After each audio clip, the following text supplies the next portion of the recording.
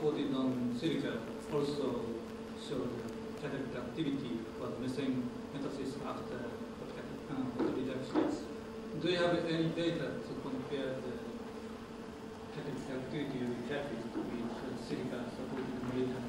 Yes, some reports know the silica gel itself need to transform to a photoactive the metathesis reaction, but under my reaction conditions and preparations, we haven't any the metathesis activities after the photo reactions by using the xenon's lamp irradiation. So maybe some depend on the wavelengths to activate the silica gel. Maybe to making the difference behavior in the metathesis. Thank you very much. So next is number 034. The title of the paper is Development of Active and Stable Catalyst for Methane Forming with Steam and Carbon Dioxide by Osamu Yamazaki, Yangun Chen, Keiichi Tomishige, and Kaoru Fujimoto from the University of Tokyo. The speaker is Professor Fujimoto.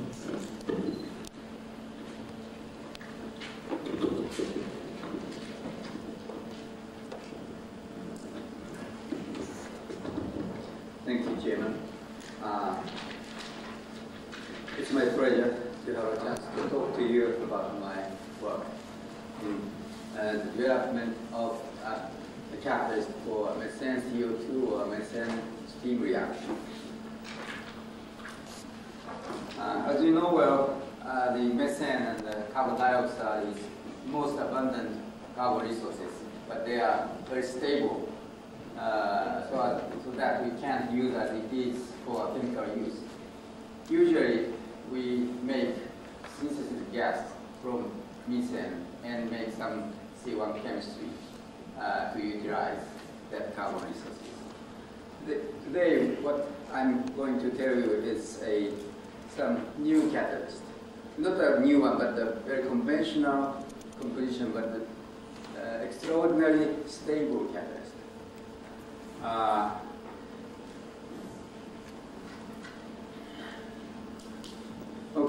Usually so-called steam reaction, methane CO2 or methane steam reaction is catalyzed by nickel or rhodium catalyst. But the problem of this catalyst, of these catalysts, is that very easy out. This has, although it has very high catalytic activity, but very easy coating, makes carbon mostly from methane. So it usually utilizes the excess steam for preventing coke formation. For example, the commercial catalyst is nickel on aluminum magnesia system.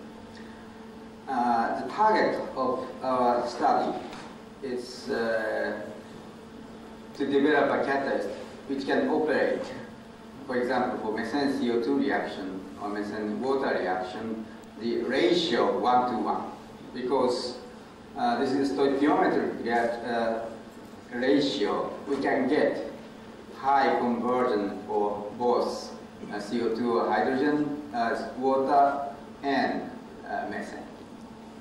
But at the same time, we have to make a catalyst which is coke-free. So finally, we develop a catalyst which is made of nickel oxide, magnesium oxide solid solution. This is a typical solid solution.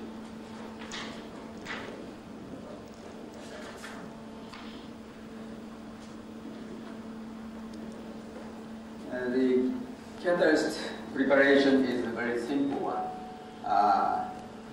Nickel acetate or magnesium nitrate, this solution of these salts are precipitated by potassium carbonate or other alkali carbonate to make some precipitate. And this precipitate is washed with water to remove some of the byproduct. And then it is calcined at very high temperature, 950 degrees centigrade in the air. And during this process, we can get the solid solution. And then after the calcination, the catalyst is activated by reducing with hydrogen before use. This two-step is very essential for our catalyst. And usually the composition of nickel to magnesia is about 0.03 nickel and 0.9 to 7 magnesia. So very rich in magnesia and very poor in nickel. A catalyst is a conventional prototype reaction apparatus, which is operated around this temperature range, and this is also operated under atmospheric pressure or pressurized condition. Methane CO2 and methane water ratio is 1.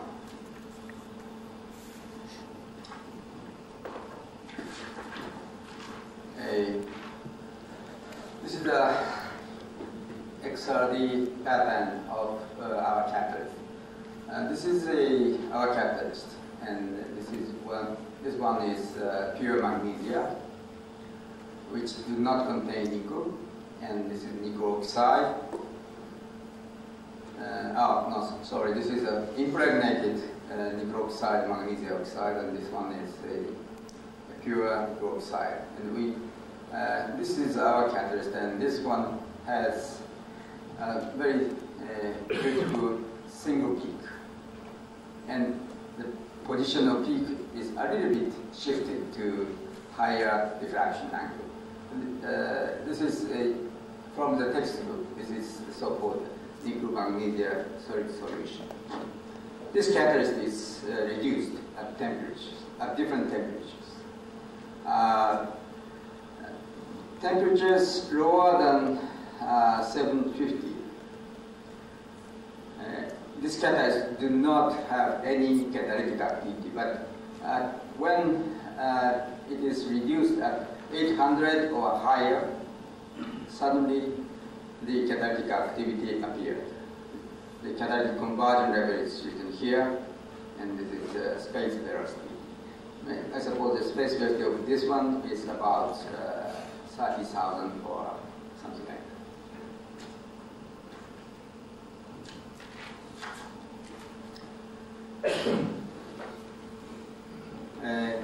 This is some of the data about the methane conversion rate, catalytic activity versus the nickel content in a solid solution.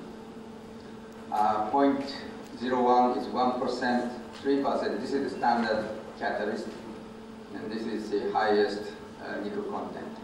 You can see with increasing nickel content, the catalytic activity goes up almost proportional to the nickel content, up to about 3%, 3 more percent.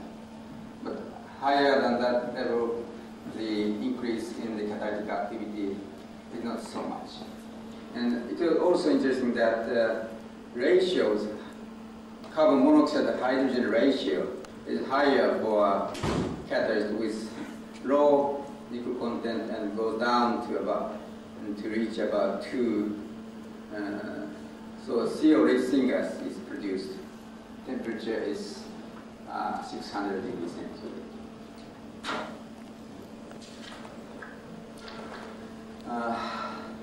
This two data shows a catalytic stability of this catalyst. For methane CO2 reaction, and the methane steam reaction, both of them are operated under the condition 1-to-1 mole ratio. This is an hour. For 3 months, we operated this catalyst for methane CO2 reaction, and you can see here this catalyst is quite stable.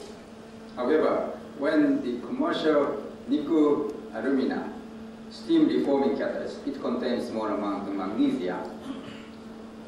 Its activity decreased very quickly, and at around about 10 hours after the start, the catalyst, the reactor was plugged with coke. So we cannot continue further.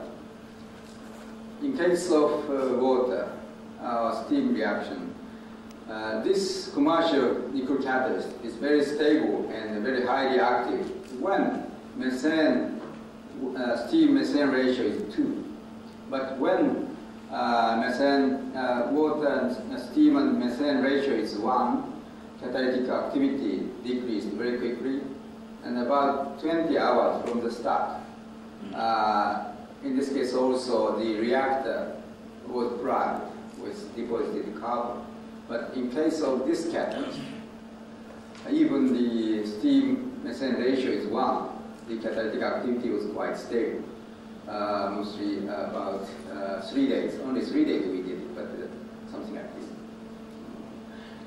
After this methane CO2 reaction, we checked the amount of carbon in the catalyst. Nickel magnesia, nickel alumina, this is the commercial catalyst, and nickel magnesia solid solution. This blue point is 60 seconds from the start, 1 minute. Small amount of coke. This is the amount of coke in the catalyst. And this is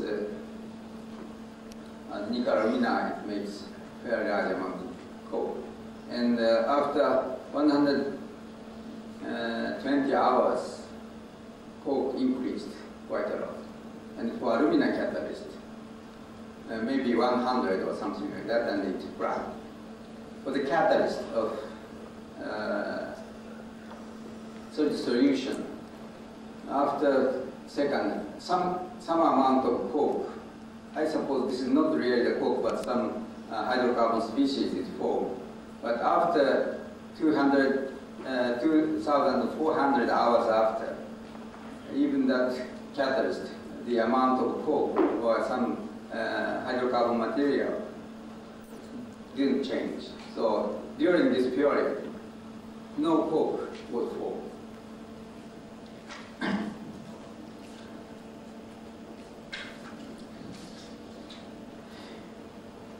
Okay, I'm sure some of the catalytic performance of this catalyst. For example, this is contact time and methane conversion, something like that, with changing reaction temperature from 500, 600, 700, and 800. With increasing temperature, it goes up. And this value is very close to that of some dynamic equilibrium level. And it is also interesting that CO hydrogen ratio in the product gas usually goes down with increasing contact time. For example, for 600 degrees centigrade from about 2 to 1.5. And for high temperature, it's very close to 1. So as you know, it is our catalyst is quite interesting behavior. So we try to characterize this nickel catalyst.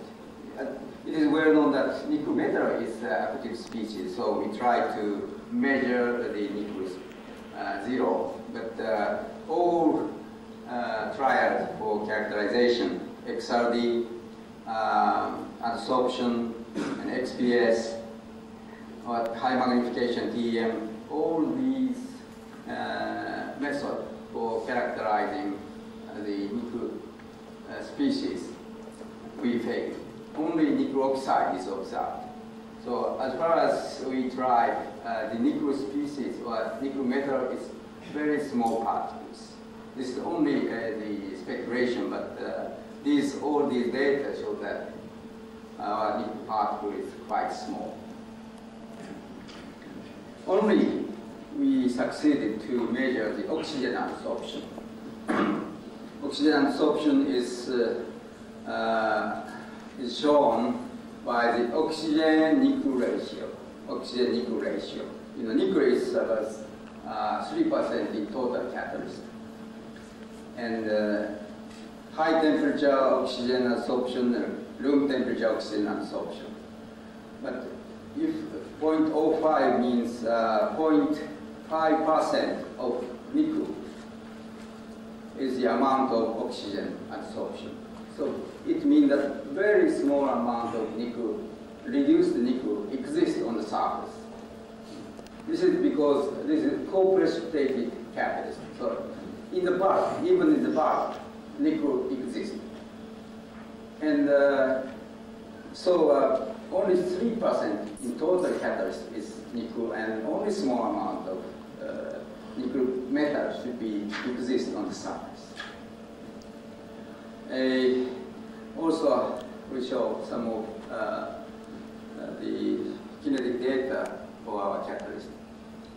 For example, methane CO2 reaction, the activation energy 70, and methane steam reaction 11 kilocalorie per mole. This is very conventional value for conventional deforming catalyst. And the reaction order is that for in respect to methane, very close to 1, and for CO2 or water, this is very close to 0. This is also very conventional value. If we, on this basis, if we consider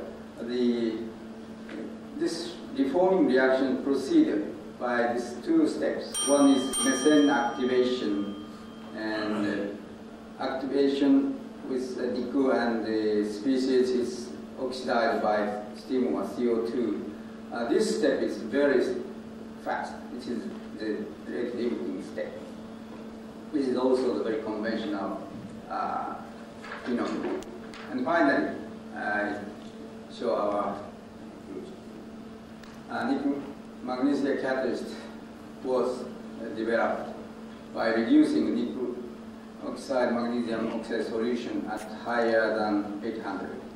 Catalyst was active as long as 2,400 hours without deactivation at carbon CO2 methane ratio is 1. Coke deposition was 0.2% after 2,000 hours of operation. Particles of nickel was assumed to be less than 0.5 nanometers. Kinetic performance was similar to those of supported nickel. On this basis, apparent turnover frequency calculated based on the oxygen absorption is about 135 per second, not per hour. Thank you for your attention. Thank you very much for the beautiful and interesting lecture. Now let us take some time for discussion. Are there any comments or questions? Please. This is a very interesting result. When you described the preparation of your catalyst, you said that calcium acetate was part of the recipe, but you did not mention anything at all about calcium in the composition of the catalyst when we talked about the nickel-magnesia ratio. Okay, sure. We have developed several types of catalysts. One catalyst is only made of nickel and magnesium, and the others is the mixture of nickel, calcium, magnesium.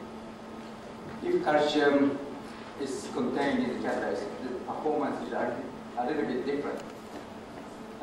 More stable than nickel, magnesium. But I show that here only the catalyst which contain only nickel and magnesium. You say that having some calcium does improve it some more with regard to stability.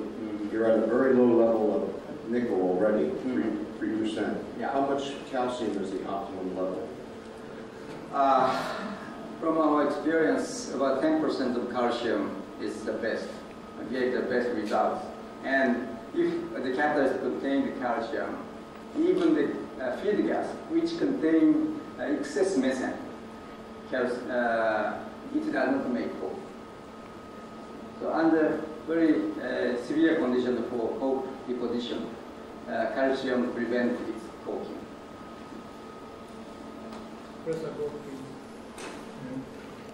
I'm very interested to ask you, can you give us additional information about the best range of nickel content of the catalyst preparation in this way? Do you anticipate it to be increased or decreased? Okay, let's see.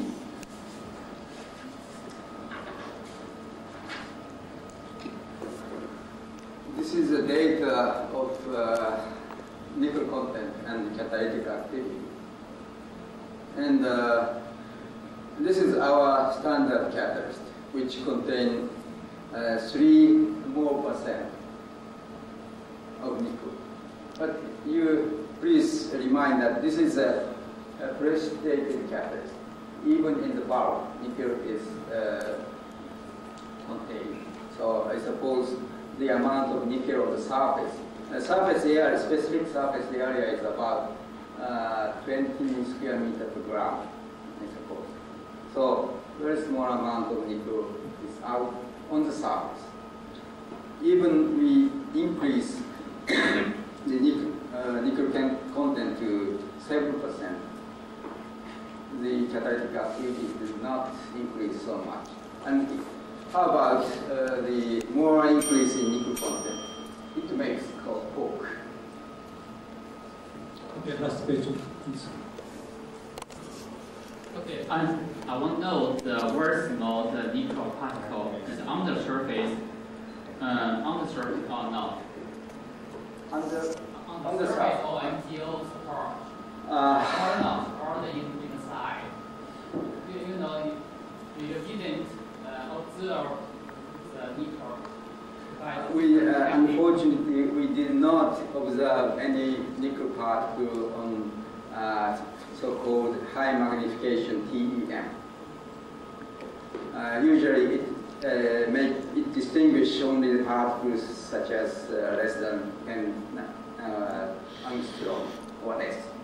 So, as far as we experienced, nickel particles do not exist, neither on the surface nor in the bulk.